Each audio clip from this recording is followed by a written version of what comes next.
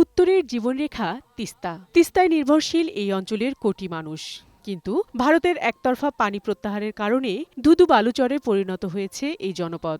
মরে গেছে তিস্তা নদী। তিস্তা পাড়ের মানুষকে ঐক্যবদ্ধ করে তিস্তার পানির ন্যায্য হিস্যা আদায়ে তিস্তা নদী রক্ষা আন্দোলনের ব্যানারে এবার ৪৮ ঘণ্টার কর্মসূচি শুরু করেছে বিএনপি ও নদী তীরবর্তী জনপদের মানুষ।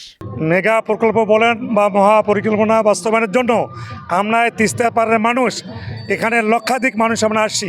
আমাদের এই কর্মসূচি বাস্তবায়ন না হওয়া পর্যন্ত শুধু এই দুদিন না, আমাদের পর্যায়ক্রমে আমরা আমাদের আন্দোলন চালিয়ে যাব।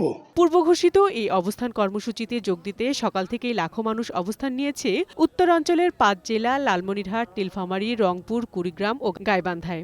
জাগো বাহে তিস্তা বাঁচাই এই স্লোগানে শুরু হওয়া এসব জেলার ১১টি পয়েন্টের কর্মসূচিতে অংশ নেওয়া মানুষেরা তিস্তা পানির ন্যায্য হিস্যা দাবি করেন। এই বাস্তবায়ন হলে আমাদের এই নদীগুলো মানুষের অভাব দুমুঠো ভাত খেতে পারবে। তিস্তার যে পানি ন্যায্য দাবিটা, সেই জন্য আমরা এখানে আসছি। আমাদের সকলেরই দাবি, প্রাণের দাবি, যেই নদীকে খনন করা হোক এবং একটি ভালো পরিকল্পনার মাধ্যমে, তিস্তা মহাপরিকল্পনার মাধ্যমে।